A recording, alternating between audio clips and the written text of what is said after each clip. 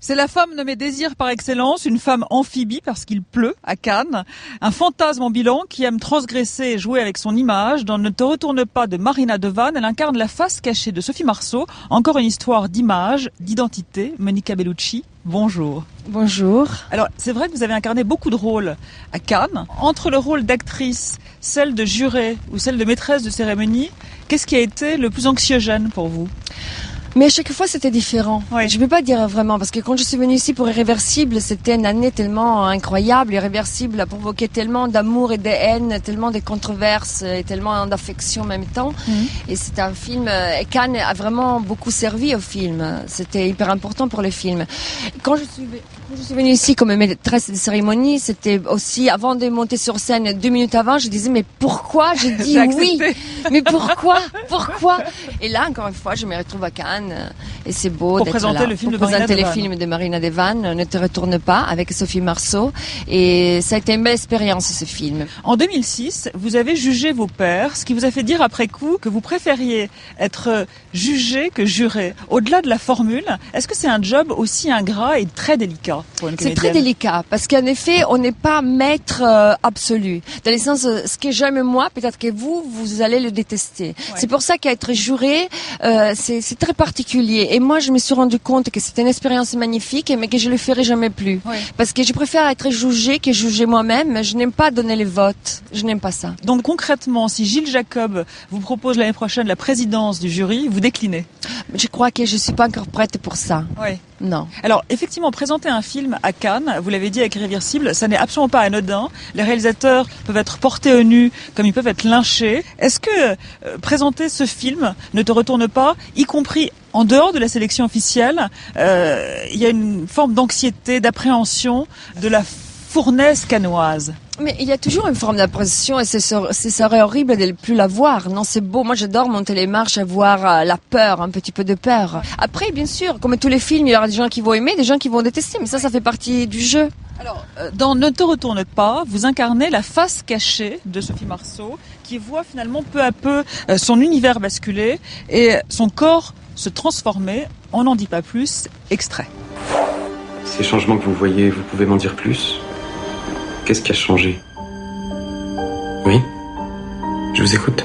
Je reconnais plus rien, même mon visage. Maman ! Je sais même pas qui tu es, toi. C'est extraordinaire, ça, quand même. Monsieur Garche, c'est difficile, je m'en doute, mais là, il s'agit de comprendre sans juger. Vous pouvez me laisser seul avec votre femme ? Il y a quelque chose qui m'échappe. Ou alors tu me dis pas tout. Alors, vous allez monter les marches, Monica, dans la même tenue que celle d'Ève en couve de Paris Match. Oh non.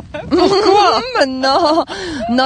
Là, ça a été quelque chose de magique qui s'est passé pendant les tournages. On était en train de tourner ce film, on était en symbiose, moi et Sophie. Et cette photo, ça apparaît un peu comme une évidence. Bien sûr, je peux pas non plus jouer la fille qui se rend pas compte de ce que peut provoquer cette couverture, c'est vrai. Mais en vous voyant au générique du deuxième film de Marina de Vanne, je me suis dit que finalement, vous aimiez le soufre comme les abeilles le miel. Mais moi j'aime bien les gens qui osent et qui prennent des risques. Et quand j'ai reçu les scénarios, je pouvais pas dire non. J'avais trop envie de travailler avec elle sur ce scénario complètement singulier. Oui. Est-ce que vous diriez d'ailleurs à ce titre que Marina de Vanne est un peu la petite sœur de Gaspard Noé ?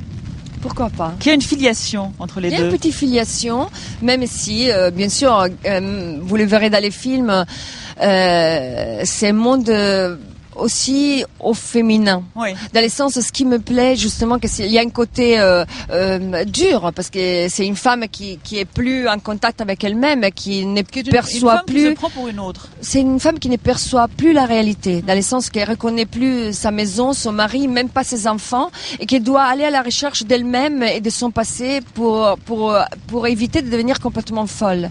Et du coup, c'est un problème de schizophrénie presque, un problème de perte d'identité. Mais à côté de ça, il y a beaucoup de féminité, de sensualité. Et c'est ces contrastes-là qui rendent les films très particuliers. Alors justement, nous avons découvert le film hier et nous avons bien évidemment envoyé une caméra à la sortie de la projection. Est-ce que les spectateurs ont été désarçonnés ? Réponse tout de suite. C'était bien. Non, c'était bien. C'était bien, moi j'ai beaucoup aimé, mais c'est un vrai choc. C'est un peu décevant. Belle affiche, mais pas à la hauteur.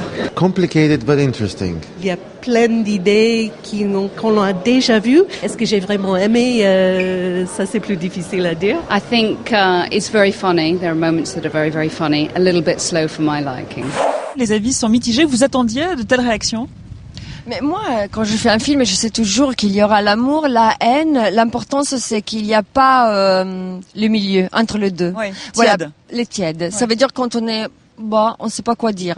Mais s'il y a l'amour et la haine, moi je suis habituée à ça. J'ai fait Doberman, j'ai fait La Passion du Christ, je fais Irréversible. Voilà. Ouais. Et ça veut dire que c'est surtout ça qui est intéressant pour un film. Donc mission accomplie. Ah oui. Oui. Alors vous ne connaissiez pas Sophie Marceau. Est-ce que vous aviez une image d'elle, l'image publique. Est-ce que elle vous a surprise? Est-ce que finalement elle est très différente de ce qu'il vous semblait? Je dois dire que moi, je suis beaucoup, comment on dit, elle m'inspire comme femme, comme comédienne, et je trouve que c'est absolument incroyable son parcours. Et vous qui aimez le cinéma assez sulfureux, en tout cas, qui ne laisse pas indifférent, est-ce que vous connaissiez bien ces films, La Boum, LOL? Est-ce que vous êtes cliente de ce cinéma-là? Mais j'aime aussi ce cinéma-là, dans le sens que le cinéma, c'est aussi entertaining. Non? Une industrie du divertissement. Voilà. Moi, j'ai un univers qui est un peu noir des fois, c'est vrai. Mais j'adore aussi les comédies et j'ai rien contre. Hein. Oui, d'ailleurs, à ce propos, vous avez tourné 9 films avec votre mari et aucune comédie. Bah oui. Alors, il faudrait. Oui. Est-ce que vous comptez y remédier à ça? Pourquoi pas? J'aimerais bien faire une comédie. Ça serait avec super. Vincent Cassel. Pourquoi Mais vous pas? y songez? Mais oui, on est en train de penser, en effet. Ouais. On a un projet, on verra. On en Donc, parlera quand ça sera. Oui. Alors, Sophie Marceau est la première femme du classement des 30 qui font le cinéma français, publié par l'Express. Chez les hommes, Luc Besson occupe la 2e place derrière le producteur des Ch'tis, Jérôme Sédou.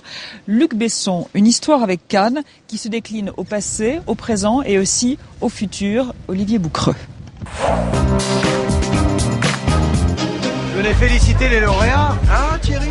Hug amical et félicitations du directeur du festival en personne pour Luc Besson et son associé Pierre-Ange Le Pogam, lauréat un an après Spielberg du $1 Billion Award, remis par le prestigieux magazine américain Variety. Tout est dans l'intitulé, pas question de récompense artistique, ici on parle d'argent et on l'assume. So I'm very happy tonight and very, very honored.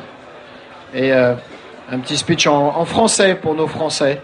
Moi aussi, à 17-18 ans, je pensais pas que c'était possible. Et ben, ça l'est. Le prix récompense les succès commerciaux des films EuropaCorp aux USA et notamment celui de Taken, qui a déjà rapporté là-bas plus de 140 millions de dollars. Mais avant d'être récompensé et respecté à Cannes, la route a été longue. C'est une vieille histoire qui a débuté il y a bien longtemps. Il était une fois. Besson et le Festival de Cannes, c'est quoi? C'est Je t'aime moi non plus? Non, je t'aime. Je t'aime toujours. Oui, toujours, depuis le début. La première fois, j'ai pris le train. J'étais à l'armée. Je suis arrivé à la gare, j'ai mis mes affaires militaires dans la consigne et puis j'ai essayé de voir des films. Par contre, j'ai eu beaucoup de mal à voir des films. Belle histoire peut-être, mais pas toujours conte de fées. On se souvient d'une salle de critiques très critique, sifflant, huant, vociférant devant son Grand Bleu, présenté en ouverture du festival en 88. Bien sûr qu'il y a de la souffrance, mais ça le regarde. Et en réalité, puisque Pierre-Ange y était, la projo du soir, qui s'est très bien passé. C'est super bien passé. Oui, c'est ça. Avec des vrais gens, c'est-à-dire en fait, après il y a eu les gens normaux, et là ça s'est très bien passé. Quelques mois plus tard, le film atteignait les 9 millions de spectateurs et devenait culte. Luc Besson. Des années, quelques films, des millions de spectateurs et plusieurs montées des marches plus tard, les rapports de Besson et de la critique ne se sont pas aplanis, mais Gilles Jacob a la bonne idée de le nommer président. D'un seul coup, de faire une cure de 30 films en 13 jours, ça m'a rempli pour 2-3 ans. Année 2000, Mr. President et son jury couronnent donc Lars von Trier et son Dancer in the Dark. Des regrets? Non, en plus, ça a été une palme unanime, on était 10. C'est quand même passé au premier tour, je peux le dire maintenant, à 9 voix contre 1. Depuis, le chef d'entreprise est venu chaque année à Cannes, repérer les jeunes pousses, faire son marché et la promo de ses productions. Cette année, à l'origine de Xavier Giannoli, fils spirituel de Piala, est présenté en compétition. Et I Love You Philip Morris, histoire d'amour viril avec Jim Carrey et Ewan McGregor à la quinzaine. L'époque où certains écrivaient péjorativement Besson fait du Besson semble révolue. Quand on voit l'implication que Luc, Pierre-Ange Le Pogam ont eu par exemple sur un film qui a été récompensé ici à Cannes, qui est 3 enterrements de Tommy Lee Jones, qui était un film extrêmement difficile à faire. Après, quand on dit aux gens, le film était produit par Luc Besson. Alors ils n'en reviennent pas. Thank you very much. I'd certainly like to thank Père-Ange Lepagam and Luc Besson, of course. Curieusement, Luc, le réalisateur, n'a jamais eu droit aux honneurs de la compétition, mais la compète, très peu pour lui. Enfin, personnellement, j'aime pas trop la compétition à ce niveau-là. Et si Thierry Frémaux choisissait en compétition l'année prochaine sa prochaine réalisation, l'adaptation de la BD Adèle Blanc-Sec avec Louise Bourgoin? Ouais, non, je refuserais, je pense. Vraiment. En compétition, ouais. Moi, je croyais que tout réalisateur rêvait d'une palme d'or, mais... Vous savez, moi, j'ai une paire de palmes depuis que j'ai 4 ans, donc... Ça suffit. Ouais, ça suffit. Vos chemins ne se sont jamais croisés professionnellement avec Luc Besson. Comment se fait-ce? Ah, je ne sais pas. J'ai aucune idée, mais j'ai beaucoup d'estime pour lui et c'est quelqu'un de très talentueux, éclectique et créatif. Et donc, il n'est jamais venu vous solliciter? Non, jamais. Quelle lacune? Mais pourquoi? La réalisation, c'est un virus maintenant qui touche quasiment toutes les actrices. Sophie Marceau a réalisé 3 films. Mathilde Seigné, Alexandra Lamy et Emma de Caunes vont s'y mettre. À quand Monica Bellucci derrière Jamais. une caméra? Jamais. Non. Jamais parce que je me sens pas du tout d'aller vers ce sens-là. Par contre, je pense à produire. J'ai un projet, j'ai acheté les droits d'un livre et je vais le produire. Et ça, voilà, ça m'intéresse. Mais jamais aujourd'hui, parce que vous en Non, sentez... je sais que je le ferai jamais. Jamais. Je le sais. Je le sais déjà. Monica Bellucci, merci.